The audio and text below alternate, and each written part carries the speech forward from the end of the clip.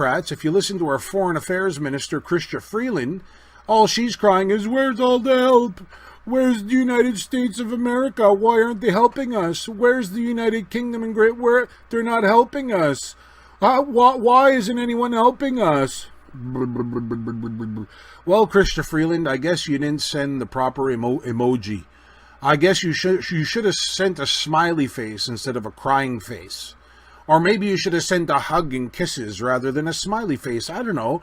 Chrystia Freeland is the one that has these diplomatic relationships via emoji. So why is it she can't fix this? Why did she bother tweeting in the first place to immediately release civil rights activists jailed in Saudi Arabia? And why is it that a news outlet like CBC that's paid $1.4 billion a year couldn't find the official Twitter account of Saudi Arabia's foreign ministry?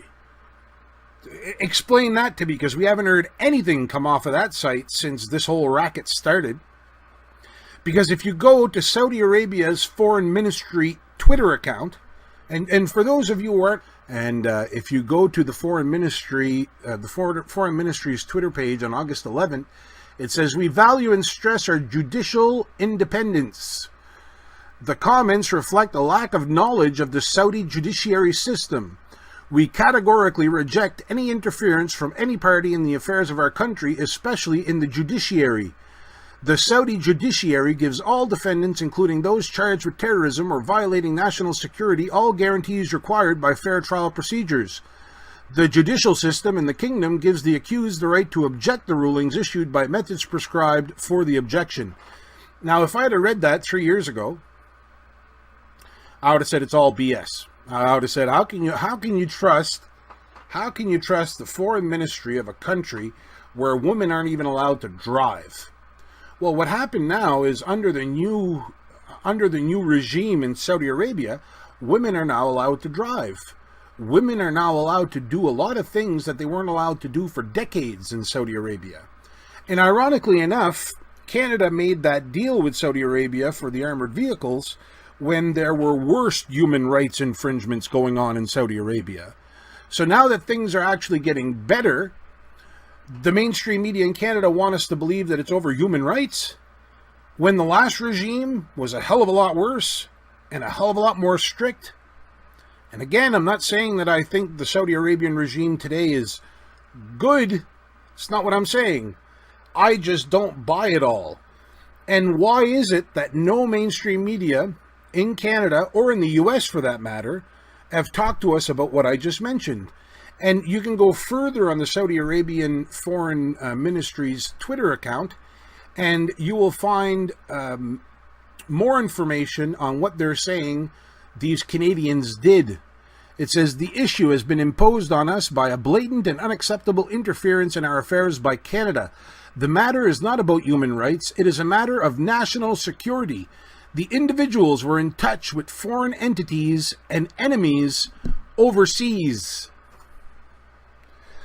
Now, of course, here in Canada, when we say overseas, we're talking about either Europe or we're talking about Asia, because it's over the Atlantic Ocean or over the Pacific Ocean. But when you look at where Saudi Arabia is in the Middle East, overseas could be just across the Persian Gulf. Who's across the Persian Gulf from Saudi Arabia? Iran. So when you go to Saudi Arabia's foreign ministry site, it talks about Iran. And it mentions a lot of the stuff that Iran has been doing. Basically, it's a tweet that says, "International disregard allowed Iran to violate Security Council resolutions.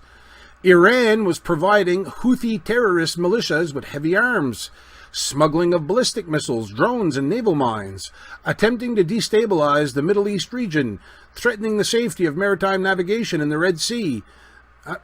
It just goes on and on and on. Now, some may say, well, what does Iran have to do with Canada? Well, do you remember how Justin Trudeau and Barack Obama were buddy-buddy? When the Iran nuclear deal happened, there are sources claiming that pallets of cash were sent all over the world to world leaders so that they'd back up the Iran nuclear deal. So by supporting Iran, basically you're flipping a finger to Saudi Arabia. And people have to understand that within the Muslim community, there are two different sects of Muslims, and within each group of Muslims, there are different subgroups. Well, in Saudi Arabia, the majority of the Muslims there are Sunni.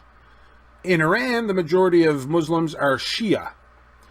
When Justin Trudeau went to visit the Aga Khan in December of 2016 with John Kerry, well, the Aga Khan is the head of the Shia Muslims. The Shia Muslims are in Iran. John Kerry was there as well. John Kerry, I believe, has a son who married a woman from Iran and has business dealings in Iran.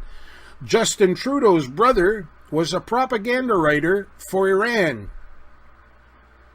So I wonder now, with all this that I'm presenting to you, does it make more sense as to why Saudi Arabia would impose such tough, it's not even negotiations. They took out 16,000 students out of Canada.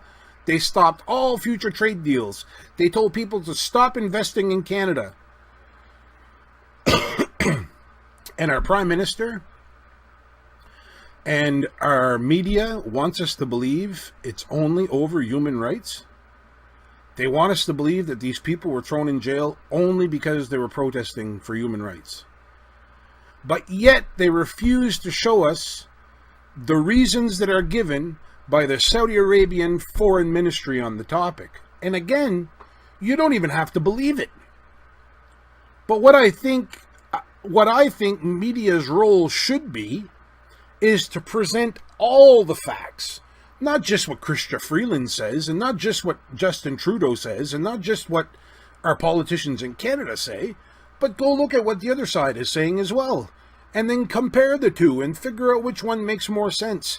The news, the media is not supposed to tell us what to believe. They're supposed to present us with facts so that we can determine what reality is. They're supposed to present both sides of every argument.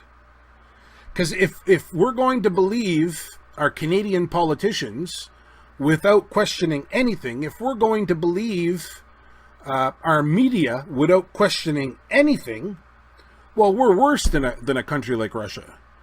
Because you'll hear Canadians complain that everything's controlled in Russia. Russians have no freedom. Russians don't have this. It's a communist state. Russia, bad Russia. Well, I'll tell you what, Canada's not much different, because our main media outlets are either controlled by the government or controlled by the richest families in Canada that are all in cahoots.